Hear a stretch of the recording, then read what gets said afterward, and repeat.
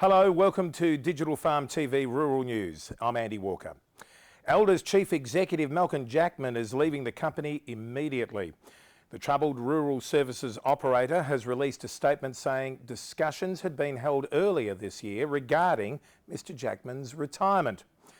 The decision to bring forward his departure has been reached after further discussions during the past week, the statement said. Elders last week announced a statutory loss of $505.2 million for the 12 months to the end of September, more than 8 times the $60.6 million loss the previous year. It also confirmed this week possible accounting fraud within its live export team. Indonesia will accelerate efforts to buy beef from Brazil and India rather than Australia. Indonesian Trade Minister Gita Wirjang has warned that the presidential phone hacking controversy would prompt Indonesia to seek alternative trading partners. However, shipping live cattle to Indonesia from Australia was much cheaper than doing so from other countries. The cost of exporting a beast from Darwin to Jakarta was around $100, on top of the price of the animal, compared with about $800 if it came from Brazil.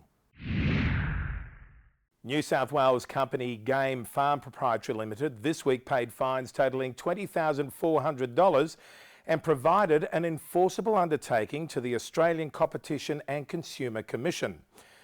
The penalties relate to claims on Game Farm's packaging and website that its birds were range reared, when in fact they were grown in commercial sheds with no access to the outdoors. Game Farm is a multi-species game bird producer.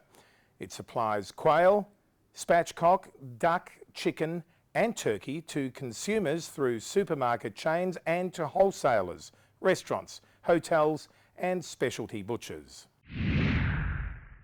Queensland Dairy Farmers Organisation and Australian Dairy Farmers have noted last week's voluntary code of conduct agreement between major supermarket chains and the Australian Food and Grocery Council. However, they believe the voluntary code should be mandatory and should include clauses.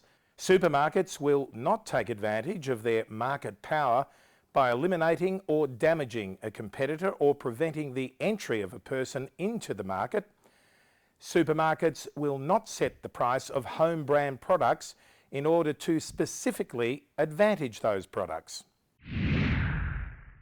Grain growers can now access expert advice on fallow weed control through new YouTube Bites from the Grains Research and Development Corporation. The videos cover a range of management measures for control of fallow weeds and are timely for growers in the north, as many paddocks head into summer fallow. Featuring the most up-to-date research from industry experts, the videos present simple how-to advice on topics including management strategies for glyphosate-resistant summer grasses, double knock strategies for herbicide-resistant weeds, and how to match the double knock strategy to target weed species. Wool growers elected 2 new faces to the board of Australian Wool Innovation last week.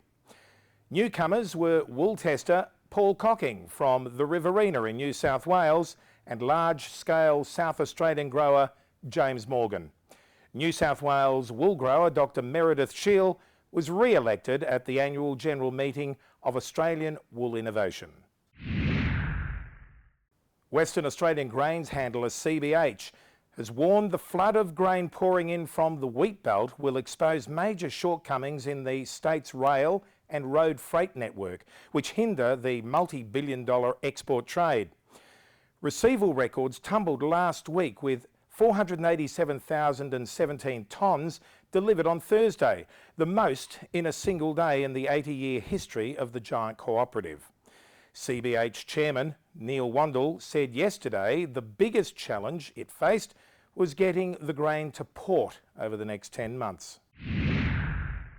Finally, in the USA, bankrupt and hemorrhaging population Detroit is banking on greener pastures to lead to its rebirth. A private company is snapping up 150 acres of the Motor City's East End, property where more than 1,000 homes once formed a gritty neighbourhood, and turning them into what is being billed as the world's largest urban farm.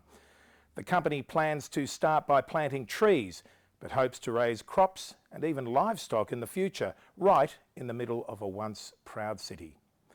Well, that's it for Digital Farm TV Rural News this week. I'm Andy Walker. Look forward to your company again next week. Bye.